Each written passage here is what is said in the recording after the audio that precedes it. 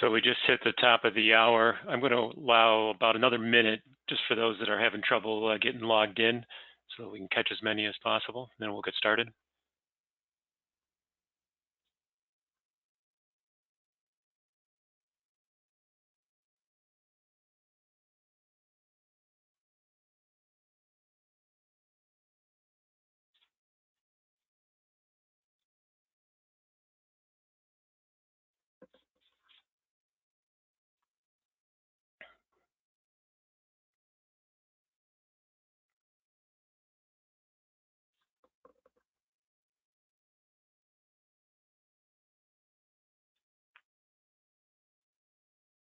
Okay, I think we've allowed enough time for everybody that's going to join us today.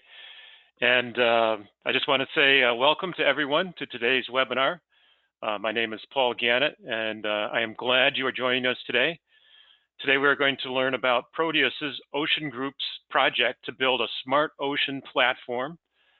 This will be presented by their Chief Scientific Officer, Dr. Brian Helmuth.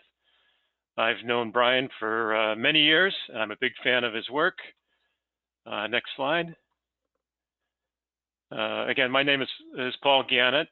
Today I'm just here to do a quick introduction, and then I'm going to also help with the Q&A session when we get to that. Just a little bit on my background. I'm the Principal Hobo Product Manager. I've been with Onset now for over 28 years. I live and work here on Cape Cod, where the ponds and the streams and the ocean are central to our economy and to our recreation. I've worked with our engineers to develop the line of hobo data loggers and stations we have for environmental applications. And I also provide technical support to our sales and technical support teams. Next slide. Just a few details on the webinar. It's going to run for about 45 minutes. We'll have some time at the end for questions. And you can enter your questions into the questions panel in your control panel. So make sure you can see where that is. Just type them in there and we'll see those. This webinar is being recorded, and we'll send a link out to the recording as part of our follow-up email. And next slide, please. And just in case you haven't heard, Hobo Data Loggers is now part of Lycor Environmental. Together, we have over 50 years of environmental monitoring experience. The focus of the Hobo Data Logger line is still on providing accurate and reliable data logging and monitoring solutions. And our facility is still located in Bourne, Massachusetts, which is here on Cape Cod. And yeah, we like to think of ourselves as being a world leader with our Hobo Data Loggers. And now that we're part of Lycor, we've got an even wider global network of distributors. So that's enough, I think, of a business background. So at this time, I'm very excited to turn things over to Brian. Welcome, Brian. Great, thanks so much, Paul. And thanks everybody for being here. I'm really excited to be on this webinar. As Paul said, I've worked with both Hobo and Lycor for a long time, and I'm a fan of both companies and their equipment. And so I was really excited to hear about the new merger here. I'm the chief scientist for a project called Proteus Ocean Group that I'll tell you about in a little bit. It's the brainchild of Fabien Cousteau, ocean explorer and first grandson of Jacques Cousteau, where we're building the International Space Station at the seafloor. I'm also a professor at Northeastern University in Boston. One of the advantages of being kind of euphemistically advanced in my career is I can start working on things that I think are fun and important and interesting. And so a lot of what I've been thinking about lately is the cognitive psychology of how we as humans view the environment and how that influences not only how we do science, but then how we find solutions to those challenges. And a big one, obviously, is climate change. And so what I want to start off with is this kind of thought experiment that, you know, if you look at this series of images, I'm guessing that the vast majority, if not all of you, can take a look at this and tell me that it's some version of the Mona Lisa without having to really think about it. even though we've got, Wookie Lisa and Lisa Lisa and Rarity Lisa, there's something about this image that immediately conjures up an understanding that it's a representation of the famous painting, the Mona Lisa. It's something about the color scheme. It's something about the way the hands are folded. It's something about the smile that immediately tells us that this is what we're looking at. It's what Daniel Kahneman calls system one thinking, or thinking fast. And we do this all the time in our lives.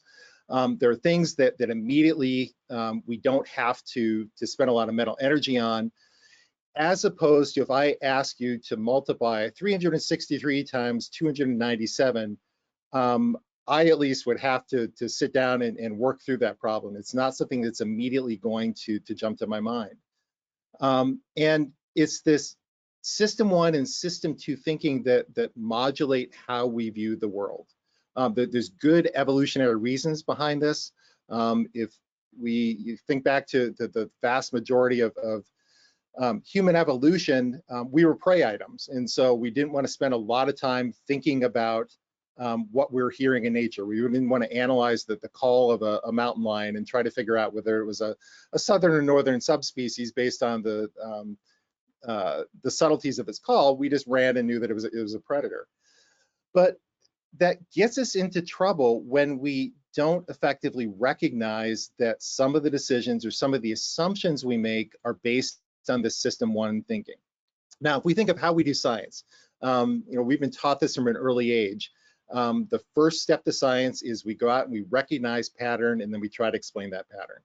So if you look at this image on the left of the slide of a mountainside, you see that generally you see a change in vegetation moving from lower altitudes to higher altitudes, where one species of tree will replace another one. If we were to measure environmental conditions, it would generally get colder as we move it to higher altitudes.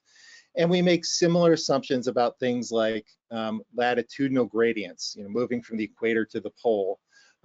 We think about things like poleward range shifts when we talk about climate change. And we do it in these heuristic simplifications. So if I were to take this image of a real mountainside and put it into a textbook, I would get rid of a lot of that messiness. It would turn into this nice, neat example of one species replacing another as we move up an altitudinal gradient. Same thing with a poleward range shift. When we hear about climate impacts, we hear species moving from the equatorial end of their range and appearing at the more polar end of their range. And it's a good framework to kind of give us a back of the envelope idea of what things like climate change will do. But any biologist worth their salt who's been in the field knows that this isn't the way the real world works. If we go out and we actually measure environmental conditions, it's much, much messier than that. So what you're looking at in the upper left is a trace of temperature around a hydrothermal vent. Granted, that's a very small scale. But in the lower left is an image of showing temperature changes over a coral reef in Florida, where you get a 4-degree change over the matter of a couple of minutes due to the motion of an internal wave moving over that reef. We usually think of tropical systems like coral reefs as being very stable, but there's a lot of variability in space and time. In the lower right, you see changes of an entire pH unit over the course of a couple hours, just to photosynthesis and respiration by coastal photosynthetic organisms like marsh grasses.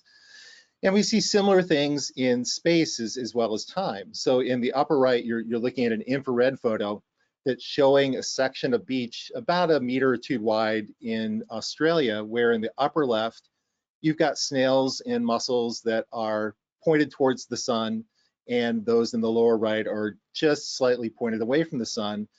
Their temperatures are 20 degrees different, even though they're about 15 centimeters apart from one another.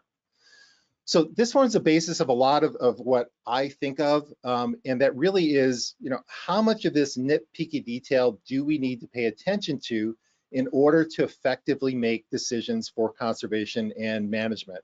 In a kind of diatribe in 2018, a bunch of colleagues and I had an article in Nature where we're arguing that what we're calling ocean weather is really important, and that if we just make the simplifying assumption that we can rely on very broad scale gradients and measurements that are, for example, made by satellite.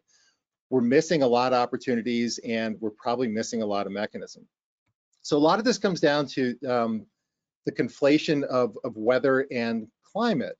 And we do this all the time in our day-to-day speech. We do it even in the scientific community, where we talk about climate as if it is kind of the norm of the weather. And in some usages it is, but the actual definition of what climate is a 30-year running trend of weather conditions. So when we're talking about weather, we're logging onto the Weather Channel, we're talking about air temperature, rainfall, sunshine on a particular day. Climate is telling us a trend in that, but we don't always use this language consistently when we're talking about climate and climate change. So just to kind of put this in context, the difference between now and the last ice age is a difference in average surface temperature of about 6 to 8 degrees between then and now, where we're 6 to 8 degrees warmer than the last ice age. And so when we talk about things like trying to keep warming to 1.5 degree or 2 degree increase in average temperature, that makes perfect sense to a climatologist who is looking at these broad scale trends and understands that what that means are changes in underlying weather patterns that are reflected in these broad scale changes. So another way to think about it is an analogy with a boxer. If you're in the ring with a boxer, ultimately the boxer's abilities have been influenced by the trainer. Who that trainer is has changed the effectiveness of that boxer. But as the person in the ring with them, you don't care about the trainer. You care about the strength and the accuracy of that left hook that's crossing your jaw. So it's weather throws the punches and climate trains the weather. And just as an example, when we look at changes in average temperature over annual temperature over time, for example, in this upper right graph, we see an upward trajectory. We see overall warming, but interannual variability is really high. And just because it's colder one year than it was the previous year doesn't mean climate change is happening any more than just because it's warmer one year than it was the last doesn't mean climate change is happening. It's the overall trend in this. So we talk about this in these average conditions, in these large scale pixels, if you will, not always realizing that it doesn't have direct relevance to people's lives, and especially to the lives of non-human animals. So if I'm a frog sitting in the bowl of in a tree, I could care less what the global average temperature is. Organisms don't experience global climate. They don't experience annual weather. They don't experience annual average temperature. They care whether the local conditions in their particular spot in space and time allow them to survive and to reproduce. And ultimately, what they care about is their body temperature. Their environment is influencing that body temperature, but they really don't care what a satellite is telling them. So we spent a lot of time thinking about temperature of animals. It drives virtually all physiological processes. It's about as close to a universal driver variable that we can think of. There are a lot of plants and animals that live really close to their thermal tolerances. Slight increases in temperature literally cause animals to cook. If anybody's ever made ceviche, you put fish in lime juice, and the acids in the lime juice are denaturing the proteins. It makes them fly apart. Same thing happens when you cook. It just makes proteins fly apart. Enzymes are all strongly temperature dependent.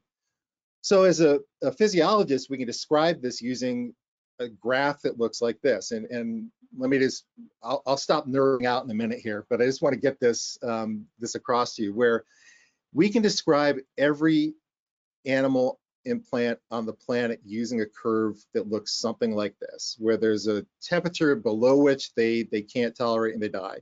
There's an upper lethal temperature above which they can die. But there's a lot of variation in between in their survival and reproduction, where there's only this often narrow range of optimal conditions where they're doing well, they're reproducing. But there are also these other tails at both the cold end and the hot end where they may hang on, they may survive, but they may be reproductively sterile. They may be just hanging on for dear life. And it's when they get hit with some other kind of environmental insult that they die, and things like body temperature interact with other stressors. So if we only focus on this optimal condition, we're missing a lot of impacts in nature. So let me give an example in my neck of the woods up here in New England that really explains this kind of backwards and back and forth between what organisms experience and what patterns are that we experience in nature. So what you're looking at is a graphic that's showing changes in lobster catch over the time period 1967 to 2014. And the blue represents lobster catch. And you can see it basically disappearing south of Cape Cod, where New York, it completely collapsed. The lobster fishery collapsed. But look what happened in the Gulf of Maine. It doubled over that time period. And so thinking again of this performance curve, it makes a certain amount of sense. If the animals were usually sitting here at kind of their optimal conditions and conditions warmed, they entered this ski slope to hell until eventually they hit this death region. And it's, you know, as always, there's a lot more complexity to this. There are things like shell disease that influence this, but shell disease itself is temperature dependent. So animals in New York are on this part of the curve. Animals in Maine are on this part of the curve where they probably were below their optimal. As conditions continued to warm, they became optimal and grew a lot faster, and so that lobster catch doubled. The issue, and this is what lobster fishers in our part of the world know, is that as conditions continue to warm, you're going to see the same thing that you saw in New York. And so while it led to this lobster boom, it's not going to last forever because of this continuing increase in temperature. The Gulf of Maine is warming faster than 99% of other large bodies of water on the planet. So this is an example of an overall trend. It's something that, you know, we can wrap our heads around. We could talk about in these kind of generalized terms about species range distributions and kind of this poleward shift that we see over time. But there's a lot of information in there that we're missing too. And one summer of 2012 is a great example of that. So in the summer of 2012, water temperatures in the Gulf of Maine were up to 3 degrees warmer than they normally are. So if you look in the lower right of this slide, the blue is the climatology. It's the norm. It's what conditions are expected to be based on that 30-year running average. But the gray shows what it was in 2012. It just never cooled down in the spring, so that by the time we got to summer, it was much, much warmer than it was during previous years. So again, think about this in terms of, you know, we talk about a 1.5 or 2 degree increase in planetary surface temperature by the year 2050.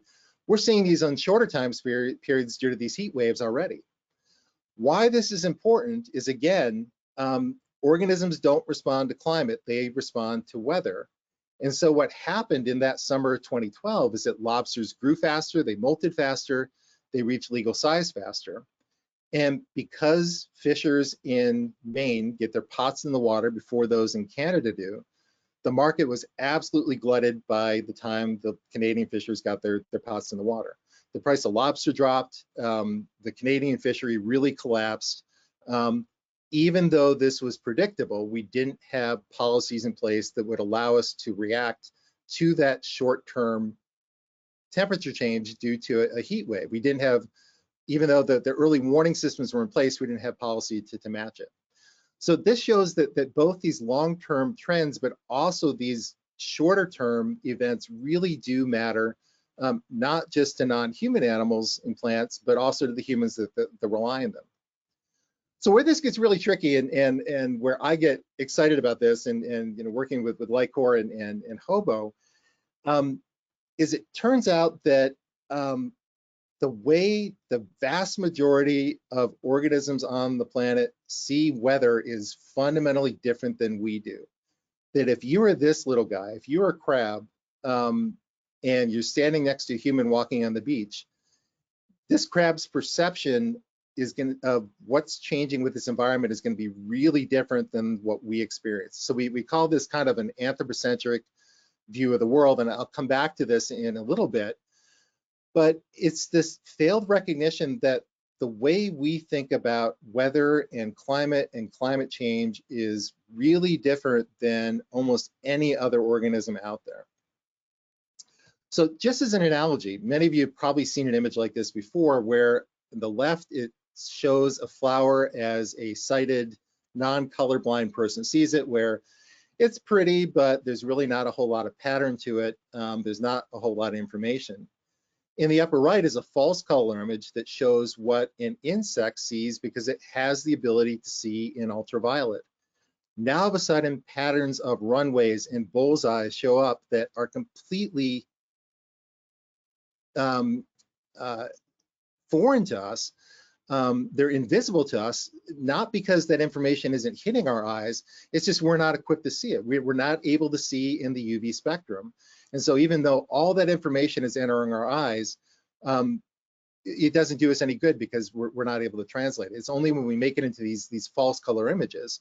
So we can do things like we can look at what the wavelengths are of light that a hummingbird or a bee sees, and then make false color images to give us some idea of what the rest of nature is seeing that we're not seeing.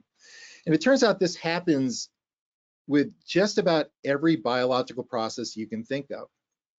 So breathing is a great example of this. As we're sitting here, just kind of, I assume, unless somebody's working out on a treadmill while they're listening, that they're breathing in slowly, in and out. We're controlling the movement of air over our lungs through ventilation. We're moving air, we're convecting air over our lungs. We control the rate of that. So we don't breathe more rapidly than we have to because we're also losing water. When we exercise, we breathe a lot faster to increase convection, to increase gas exchange, but at the cost of increasing water loss as well. If I were to try to come up with an analogy for what a non-human animal in the ocean would be doing to breathe, the closest thing I can think of is if you took your hand, reached in your chest cavity, pulled out your lungs and held it over your head, and just hope to God that the wind is blowing, because if it's not, you're going to suffocate no matter what the oxygen level is in the surrounding air. That's the same thing as a sea anemone or coral. Their only exchange of gases with the surrounding fluid, in this case with water, is through convection and the ambient movement of water, just as with air. So just like if you're not ventilating, if you're holding your lungs over your head, if the water's not flowing, even if oxygen levels are really high in the surrounding water column, we can see animals suffocate because they build up a deficit of oxygen around their surfaces unless it's exchanged. We even see two differences in gas exchange between two animals side by side that have different shapes. So we've got one animal, one sea anemone here, that is sitting there up in the water column generating turbulence. It's able to convect oxygen and carbon dioxide and food and sediment and gametes really well. But a more streamlined animal, while it may do really well in high water flow to prevent it from being ripped up, it may be suffocating because it's not exchanging gas in the same way. So we can use these same approaches to think about body temperature and what temperature drives animal physiology. So if anybody's ever had a pet snake or a pet lizard, you know that you have to keep it warm. You use either a hot rock or a heat lamp. If anyone has ever seen a butterfly on a early morning, it sits with its wings outstretched towards the sun, where it's bouncing light, it's bouncing heat energy to its body. It can't fly until its body warms up. So it's collecting heat energy through shortwave solar radiation from the sun. And that's what the vast majority of animals, ectotherms that don't make their own internal heat like we do, rely on. So all these things are familiar to us. I mean, if we step out of a shower on a cold day onto a tile floor, it feels cold because heat is conducted away from our foot into the tile and quickly into the floor, moving away because there's a high rate of conduction. We step onto a bath mat, it feels warmer because that rate of conduction is slowed down. It turns out, and this is something I do with my students, if you measure the temperature of that bath mat and that floor, it's exactly the same initially. It's not a difference in temperature, it's a difference in the way heat is moved away from your body. If you've, wind chill is another example of this. Wind chill tells you the effective removal of heat from your body by convection. It gives you the equivalent of what the air temperature would be in still air. So we study this in a couple different places. One of them is in the intertidal zone. This is the world shorelines between the high tide and the low tide line. We think of this as an early warning system for impacts of climate change because these are animals and plants that have evolved in the marine environment, but are exposed to the terrestrial environment every day during low tide. And so they have to deal with the rigors of both the terrestrial and the marine environments. And so it ends up being one of the physically harshest environments in the planet because it's this interface. And so we think of it as kind of a great analog to, for example, a mountainside, where rather than having to trek equipment up a mountainside, we can just do it on the couple of meters on an intertidal zone. So if we look at temperature differences in animals in the intertidal zone, again, you're looking at an infrared image where this is a predatory sea star and it's feeding on a mussel. Neither are making any metabolic heat, but the sea star is sitting there at about 12 degrees. The prey it's sitting on is about 22 degrees, and air temperature is probably somewhere around 15 degrees in between. The differences in the color and the mass. The sea star has got water on its surface, so it's cooling through evaporation. The end result is that, just like I showed you in that image from Australia, slight differences in exposure to solar radiation make a massive difference in temperature.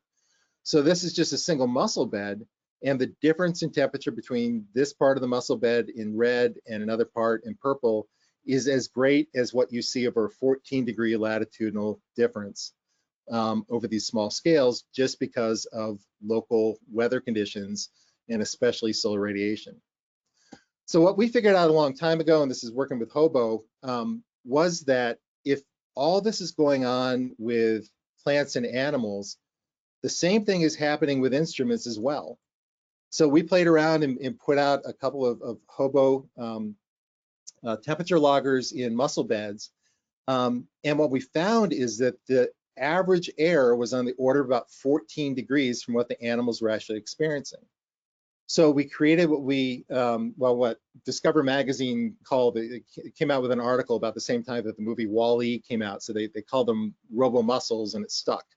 But if we match the characteristics of the logger, if we make it the same color, the same shape, the same thermal mass by changing the materials, now we can get to within about 2 degrees of what those animals are actually experiencing. So now other colleagues have built on this, and there are robo-mussels and robo-sea stars and robo-limpets and robo-barnacles, and they're being used all over the world.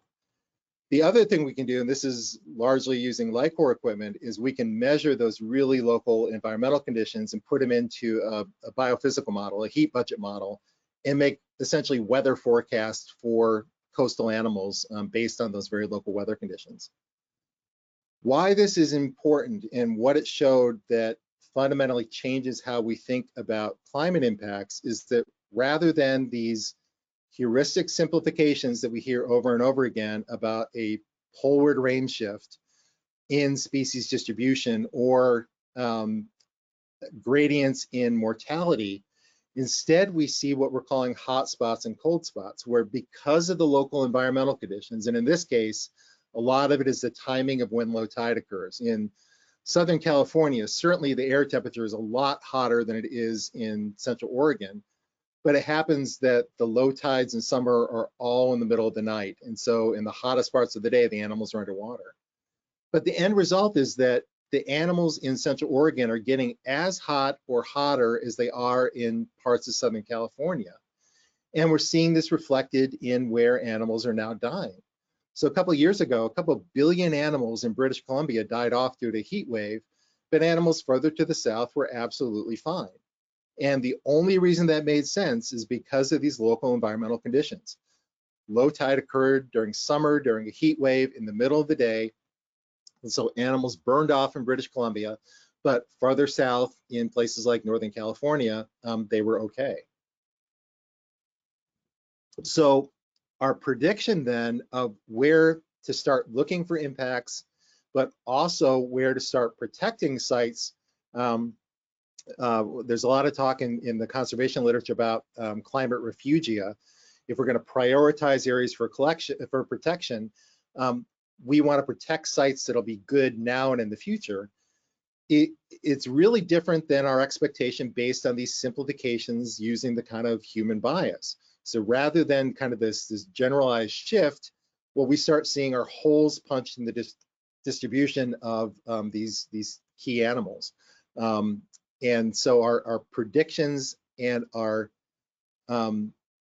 understanding of how we respond using conservation strategy is really different. And these have been these patterns have been replicated in a number of other environments now. It's being seen more and more in terrestrial forest environments. So it's not just an oddity of intertidal environments. We're seeing this in habitats more and more around the world, where scientists are beginning to realize that conditions are not as simple as we often discuss them. So does this matter underwater? And you can guess I'm going to tell you the answer is yes, otherwise I wouldn't be telling you about it. And we see this in a number of ways. So this is just one case study where we're looking at changes in temperature over a depth gradient at a number of sites off the coast of Belize in Central America, where we can reconstruct these climatologies, these long-term trends, based on both site and depth. And again, you know, it's not at all surprising that things get cooler as we move away from the surface. We know that the sun heats the surface. We know that if we're measuring sea surface temperature using satellites, it's really, really different than it is even a meter or two below the surface, because not only do we have surface warming that may or may not bleed down to lower parts of the reef, but oftentimes in a lot of places we have things like internal waves or upwelling or cold water that is brought up on the reef. So this is a graphic that I shamelessly stole from two colleagues of mine, Jim Leichter and Dale Stokes from Scripps, where 20 years ago now, they put out a really dense series of loggers at each one of these nodes that you're looking at, and measured temperature of an internal wave. And so the color scheme is telling you this is sped up over time, but you're seeing these waves of cold water that are moving up over the reef because of an internal wave. So what we see from that when we build these climatologies is that, of course, things are getting colder as you get deeper in the reef, but our ability to predict pattern is not what we think it is. So what you're looking at is a climatology of a shallower part of the reef that shows the timing of the maximum temperature. It shows you the range of temperatures. And then you're looking at a deeper part of the reef over here. And the maximum temperature of the deeper part of the reef is different than it is in the shallower part of the reef. So it means that if we're just looking at satellite information, we don't necessarily know everything we need to know about what's going on at depth if we want to predict either bleaching events or recovery from bleaching events.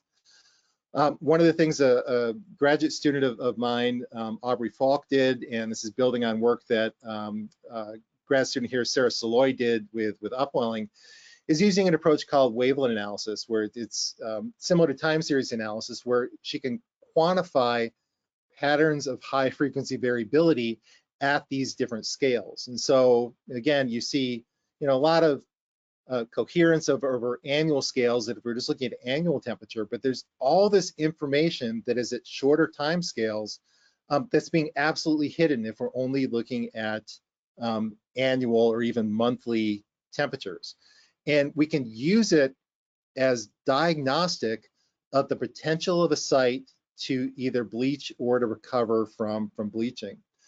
So these data are just not coming in. We're still analyzing them in my lab right now, but as part of Proteus, one of the things we've been doing is measuring high frequency temperature using hobo equipment at a number of depths at two sites on the coast of Curacao, the site of our first location for Proteus. One is Fyke Bay. It is adjacent to the east part of the island, where there is one of the only remaining actually accreting coral reefs left in the Caribbean. Just a little bit farther south to farther west is Casabao, where unfortunately it's been hammered. Both sites have experienced temperatures well over 31 degrees, which is well above the norm up until December of last year. And we've seen bleaching and death and some bacterial mats at both sites. The difference, though, is that at Casabao, and you can see the level of variability that's recorded by the loggers much lower here, they don't seem to be recovering. If we look at Fyke Bay towards the east, you get all this really high frequency cold water coming in that it's not enough to actually lower the average temperature of the surface. The surface at these two sites looks really, really similar. If you were just to measure this using satellite, you would say they're exactly the same. But because of these brief cold water excursions, we think this is providing a rescue effect. And I say all this with a big asterisk on it because we're still analyzing this in my lab to make sure we're right by looking at video transects that we've conducted over the last couple of years. But at least anecdotally, it seems like this high frequency stuff makes a big difference, not only to the initial bleaching event, but also to the recovery as well. So the take home messages from this are that, you know, this human bias that we have, this way we think about weather and climate really can influence how we collect and analyze data. And it can get in the way of understanding how non-human organisms experience weather and climate. And in doing so, we know that we're reliant on the ecosystem services and the natural capital of those environments. If we ignore all that, we're going to get the answers wrong a lot of the time. And ultimately, it means that what's happening at these small scales can have impacts over even biogeographic scale. So even if all you care about is a biogeographic pattern that spans thousands of kilometers, knowing what's going on at these very local scales can be really important. And so my argument is that absolutely we need to continue to collect satellite data and buoy data and large scale information. It's the only way realistically we're going to get global scale continuous coverage. We're not going to put out, as much as I'd like to, we're not going to put out hobo loggers at every part of the world. But we have to supplement that information with these hyperlocal data. It's the only way with this back and forth between hyperlocal data and large scale data that we can not only make sense of the patterns we're seeing, but also have some measure of predictability into the future about ecosystem services, ecosystem functions, things like biodiversity and blue carbon capture. So I want to shift gears a little bit here and also talk about how this influences the way we perceive the environment, perceive the ocean, and then talk a little bit about Proteus and what we're doing to try to change those perceptions. So, you know, I grew up upstate New York, landlocked, only got to go to the ocean once a year. I still get my dad grief. He had two job offers. One was in Hawaii, one was in New York. He picked the New York, but still I managed to become a marine biologist. But there are a lot of people that don't feel connected to the ocean. They don't experience it every day. Even if they do, it's an afterthought, it's an other. It's something that is out there that may be beautiful, maybe they visit it, but you know, except for the rare instance where they're eating fish or they experience a hurricane, they don't think that they're impacted with it. So I've been working with a colleague of mine at Northeastern, John Coley, and he studies what are called cognitive construals. It relates back to that system one thinking that I talked about at the beginning that Daniel Kahneman has about these shorthand ways of thinking about the way we interact with the world. And one of those is called human exceptionalism. It's the idea that humans are completely separate from nature, that we're unique, that we're discontinuous, that we're not really subject to the same laws or processes, that we're smart enough that we can overcome it. And in some ways this is true. We're the only species on the planet right now that's talking over webinar using PowerPoint. But in other ways, that's absolutely not true. We're really dependent on our environments in ways that we often don't recognize. And so a lot of what we think about is, if we're going to influence how people behave towards the natural world, we have to understand how they think about the natural world. And I don't have time to talk about it here, but we've had a number of papers that have looked at this. We have a working group that's working with Proteus to think about how we implement our understanding of cognitive psychology to influence people's perception of the ocean. And a lot of it, we draw from the inspiration of this man, Jacques Cousteau. I'm guessing I'm not the only one on this call who was influenced by him. He's one of the main reasons I'm a marine biologist. Growing up in landlocked upstate New York, my window to the ocean was watching his movies and his TV shows. And one of his favorite sayings is, people protect what they love what they understand, and they understand what they're taught. The other thing he pioneered was living as part of the ocean environment, literally living in the undersea environment in what's called saturation diving.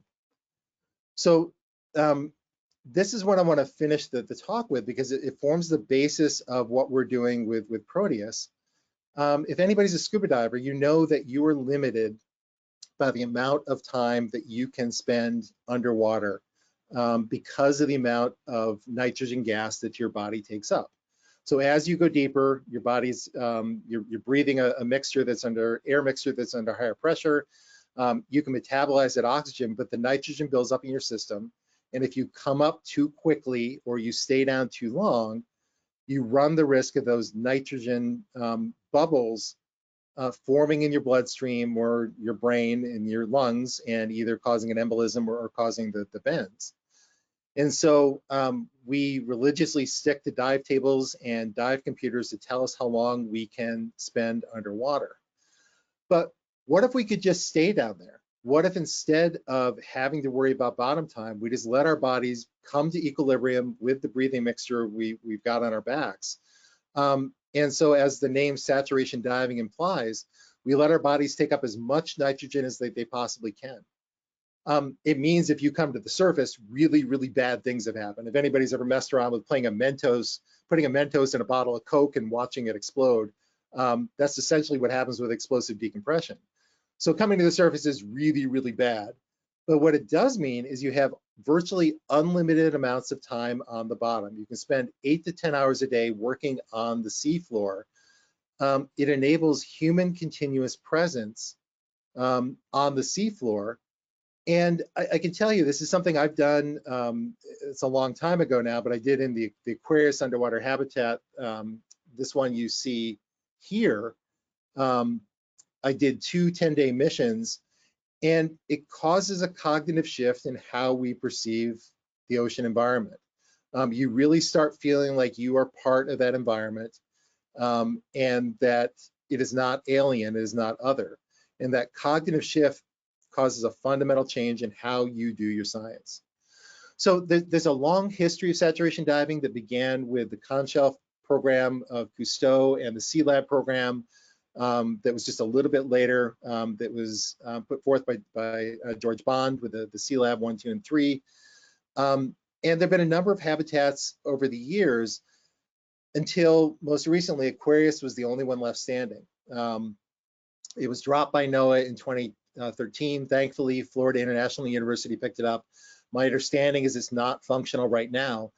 It was never meant to be in the water for this long, and it's now 35 years old. So we have no civilian habitat for saturation diving left in the world right now. So Fabian did a mission called Mission 31 in 2014. I was one of the chief scientists on that, where he lived for 31 days underwater. His grandfather did a 30-day mission. He did 31 days at 60 feet. And absolutely convinced him of the power of doing research and engagement through saturation diving. And so he came up with this idea of Proteus, which we are thinking of as the International Space Station of the ocean.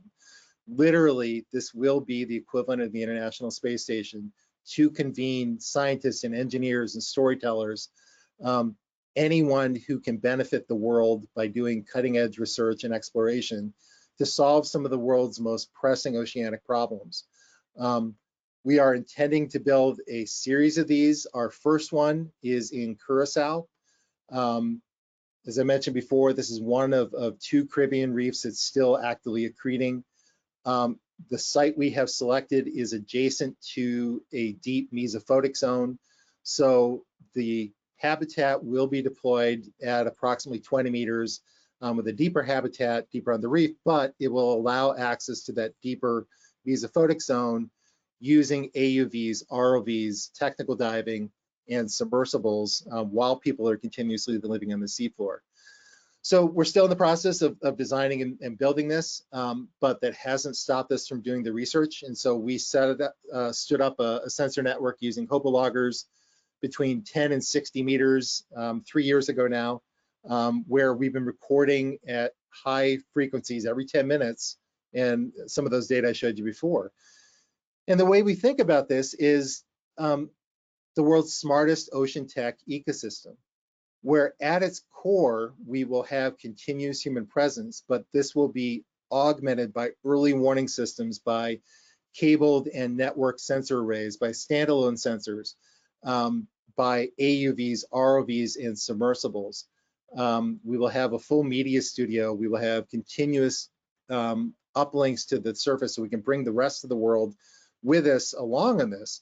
And when I say us, I mean, this is a convening space where we want to bring industry, we want to bring government, we want to bring NGOs, we're going to bring anyone who wants to work collaboratively on the seafloor as part of this ecosystem to not only conduct cutting edge research, but also to re-engage the world in ocean exploration and storytelling. So we're well underway. We're still experimenting. Again, part of why I'm so excited to connect with Lycor and Hobo is we view ourselves as a test bed for any smart idea out there for how we do this. We are deploying all sorts of Hobo equipment. We're putting out a water quality sensor next month. We're making measurements of oxygen using Hobo sensors. We are part of the Bristlemouth Pioneer program.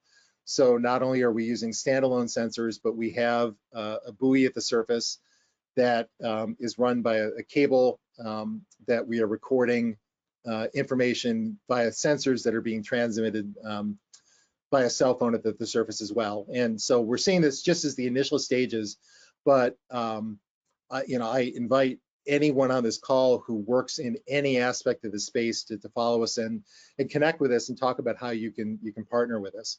Because we view this as a collaborative effort where we want to bring as many people along for the ride as we can.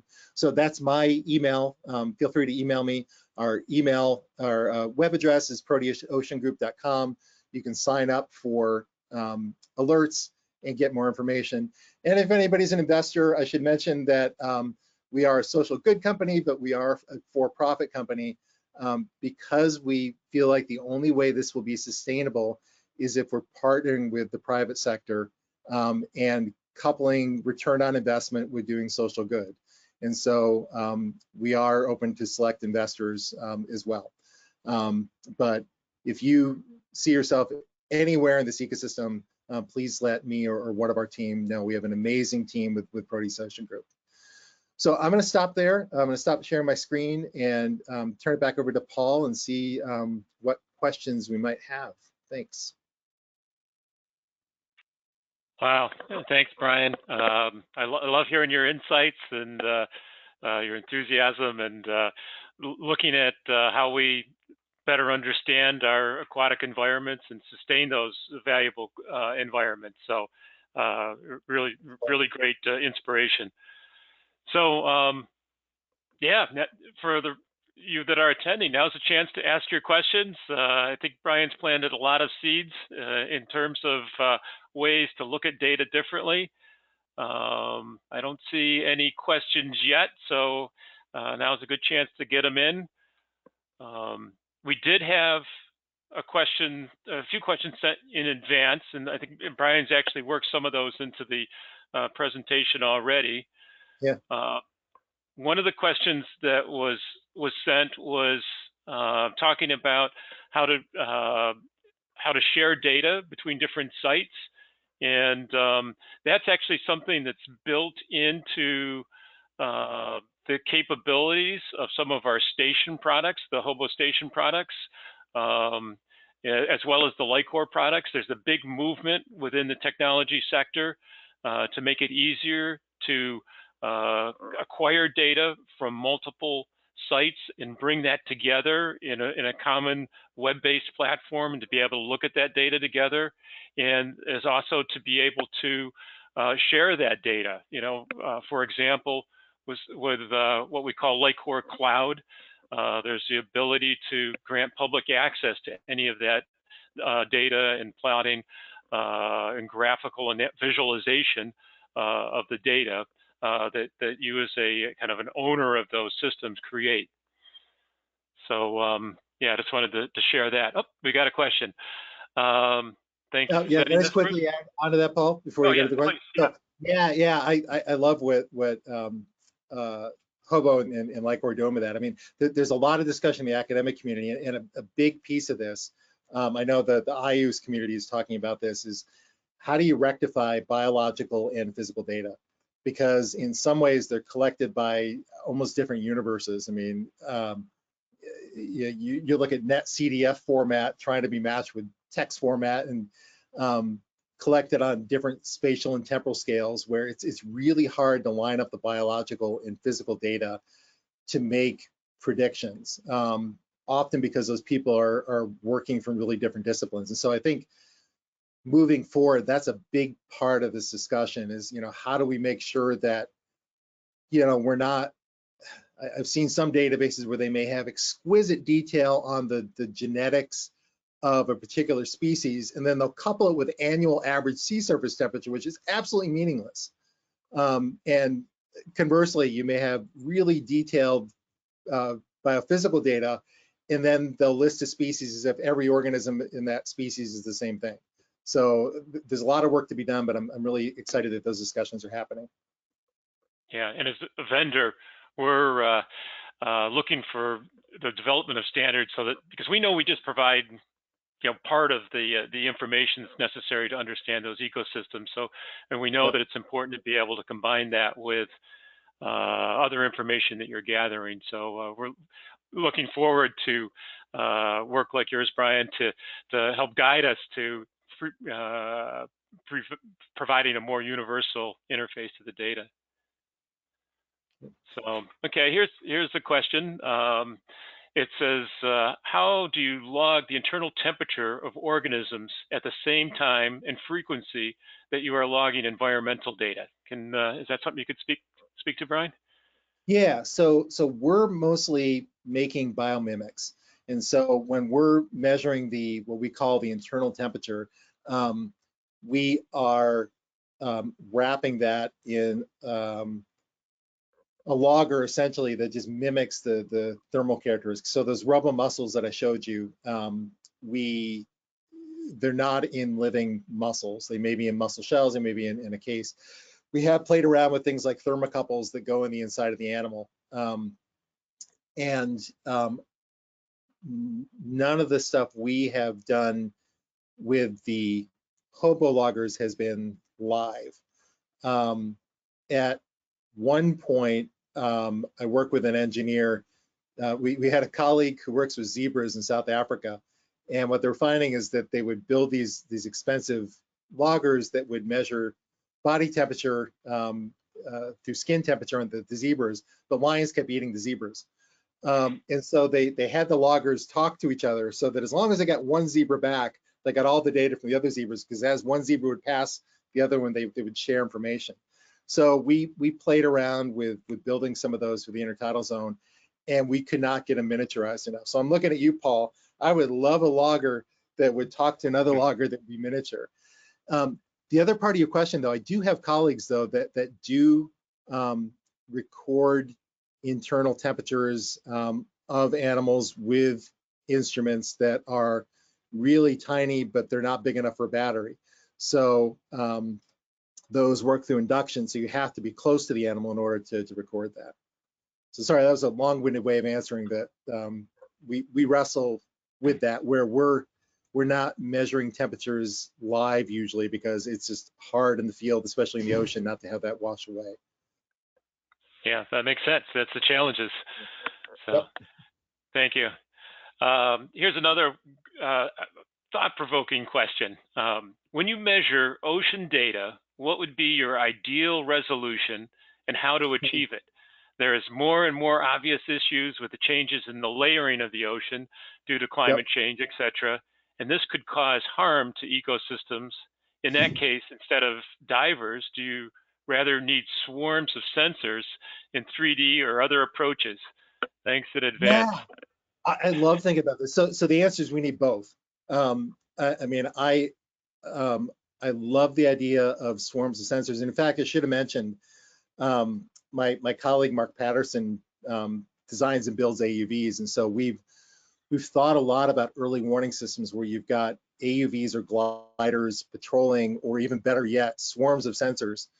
I'm going to nerd out for a minute here. So there's this approach. It's called an adaptive mesh network, and if anybody's ever done something like finite element analysis, you know there are areas where things aren't changing very fast in space or time. You don't need a whole lot of sensors. You don't need a lot of data points.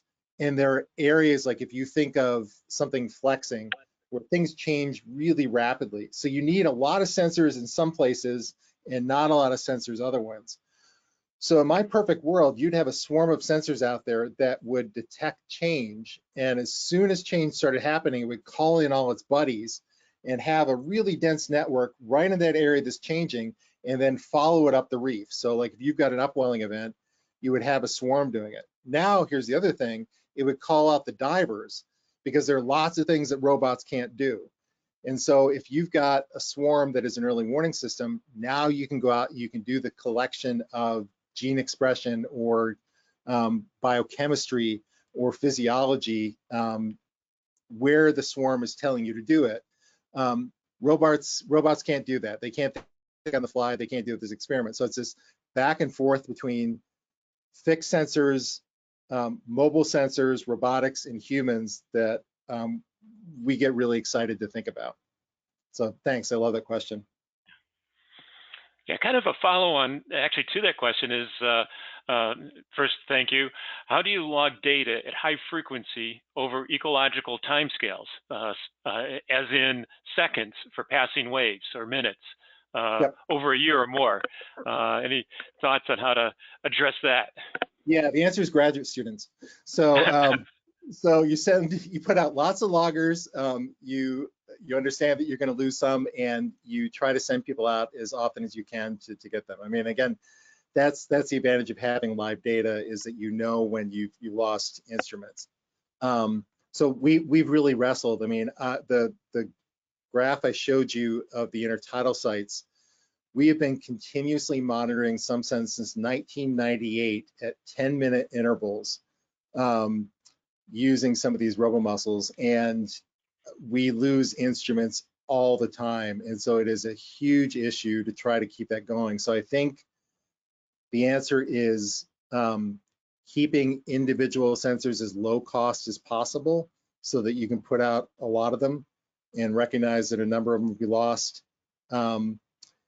It is recruiting as many people as you can. I have a colleague in Portugal, Fernando Lima, who has started to use citizen scientists to download data. And so, you know, even if it's hard for us to get to a field site, so many reasons to work collaboratively with local partners. We have instruments in, I don't even know how many countries now, but I think 78 different sites, and at each of those sites we have a local partner, so we send them out to try to download the instruments. So it's collecting data as often as you can, and hopefully keeping the instruments as low cost as you can, so you can put a lot of them out there. Yeah, that makes a lot of sense. And another question that actually ties into the Lightcore part of our business, which is about blue carbon. Is that something that you're looking into, and what directions do you see that going in? Yeah, see a lot of potential for the kind of understanding the mechanisms of blue carbon capture. Right now, a lot of it is done by correlating satellite images of biomass with what we see in the ground. And so I think by much like we did with the heat budget models, by connecting local environmental data with those processes, we can really make some headway in making some predictions of the future. Yep. Awesome. Yeah, I think it's going to be important. Well, Yeah. I think we've gotten through most of the questions, and as a matter of fact, I think we've got through all the questions that I've seen. So, and we've just hit the hour, so perfect timing. So, at this point, I'd like to say thank you so much, Brian, for sharing your insights with us today. It's really been enlightening, and I'll turn it over to you for any closing thoughts. No, just thank you very much for this, and thanks everybody for attending. Appreciate you coming. All right. Take care. Take care. Thanks everybody.